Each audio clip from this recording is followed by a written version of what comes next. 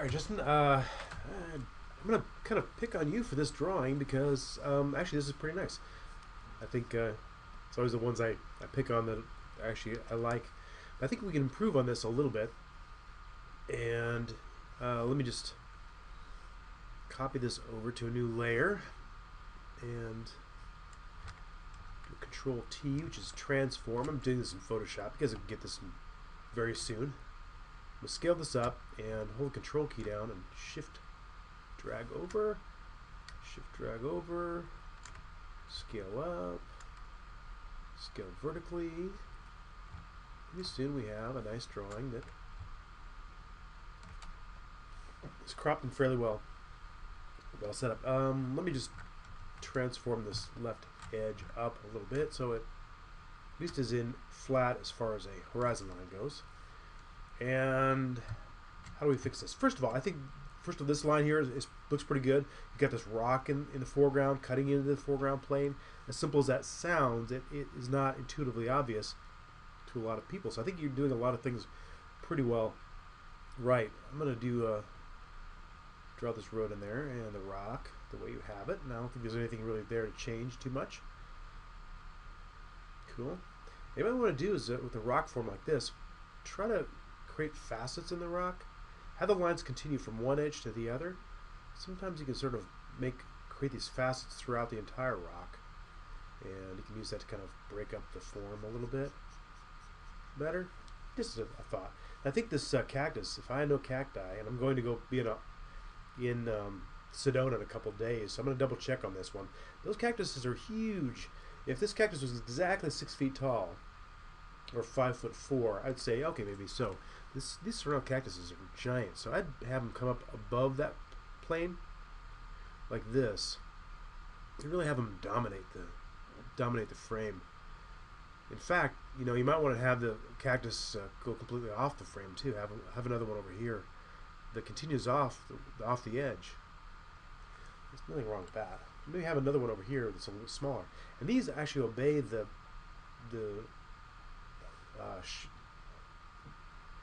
receding one-point perspective as well. If I had another cactus over here, I'd simply draw to a vanishing point and put that cactus in this region here.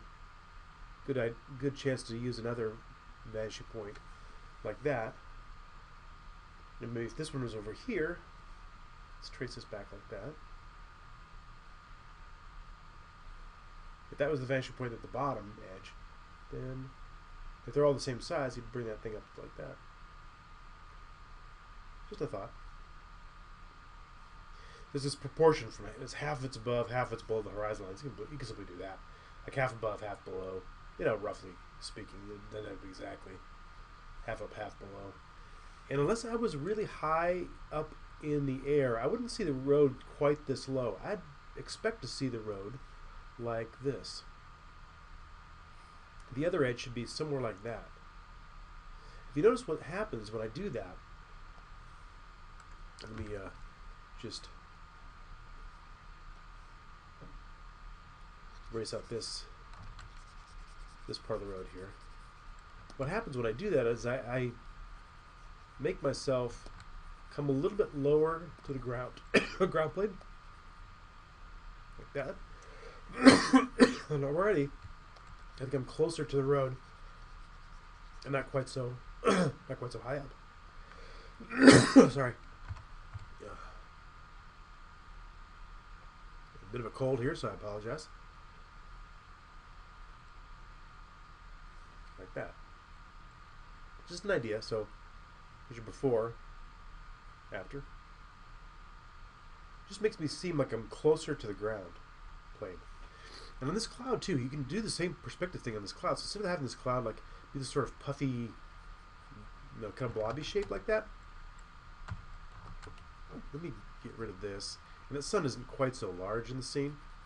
And you can you don't need to draw the sun itself. You can draw the effects of the sun. So I'm going to do a little bit of landscape art here for you.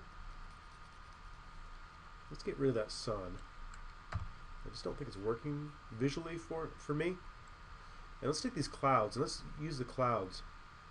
What I'm going to do is I'm going to get rid of the bottom of the cloud that. I'm going to cut the bottom off. I'm going to bring the cloud down and level the bottom of the cloud like that. What happens is these clouds have this, usually have kind of a flattened base. They come up a little bit higher because the upflow of air has it kind of roll like that. Look at clouds off in the distance. Now you can do the same kind of perspective thing. This cloud back here would be this size, and behind this cloud, there's another cloud over here, behind it. And as it comes up, you see a lot more of the base. I'm going to draw the base like this. There's the base of the cloud, because zigzaggy forms. Then I'm going to draw the edges up from there.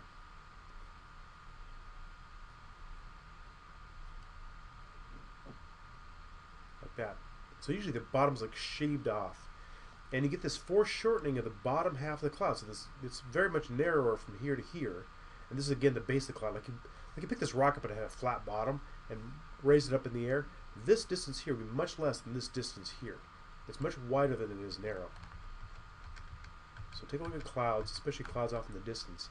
And of course you can lighten that. The edge there. You don't really see that edge so much, but now if I want to have the sense of the sky or the sun setting, and let me just put that in front of the ground. There we go. Things in the foreground, if they come toward you, you can kind of almost draw with a heavier line. Things off in the distance, make the line a little bit lighter. As a cloud comes up above you, you may see a little more of that shape underneath, and the foreshortening isn't going to be quite as much as you had before. So things you start to see that this base here kind of open up and this distance become bigger. It's like that having that cylinder of that cup. The cylinder of the cup as it comes to the horizon line is flat, but as you look from above it, it becomes open like that. Same thing with a cloud. You're seeing more of the cylinder shape here opening up. It becomes flatter as it gets toward the horizon line. So think of these as like sort of like cylinders, where the bottom is a cylinder shape. You know, it's obviously rough and undulating, but that's the bottom of the cloud. And then you have these puffy parts coming up above it. If you don't trust me, go look at Warner Brothers. You know, all the background clouds done in Bugs Bunny. They use the same technique. They're cartoony, but they use the same technique. I'm kind of joking, but not really. That artist was actually pretty well known for his. Could do realistic landscapes if he wanted to. Sorry.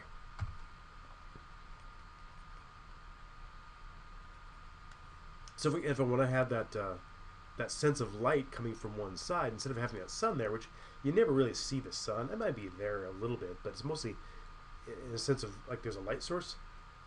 All you do is you'd shade the back half of the cloud like this. I'm just going to cross hatch here. You'd shade this part of the cloud here. We'll get to chiaroscuro in a little bit. If the sun is underneath it, the underside is actually lighter than the top side.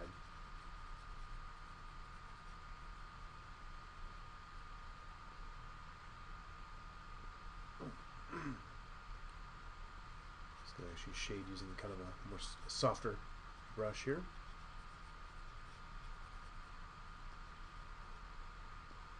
That's why I like to tone my paper with a little bit of charcoal ahead of time. So this side of the cloud is darker here on this side.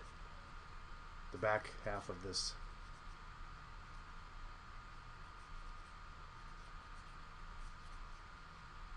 thing, the back half of this rock.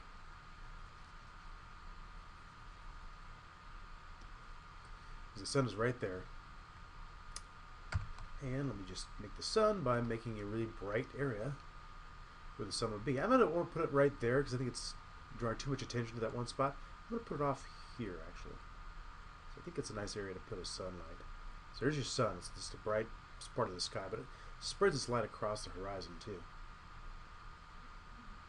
and of course across these clouds, the underside of the clouds, because it's a setting sun. And kind of the underside there as well.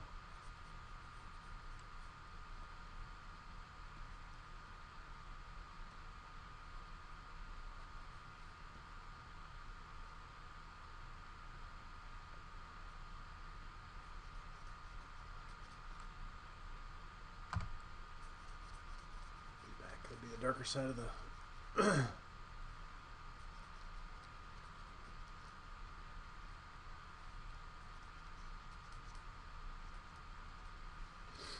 anyway, so I think that can be a lot more interesting scene and more realistic with a few handy tips. Alright, that was a bit more involved than I probably was hoping for, but hope that was at least interesting and thought-provoking.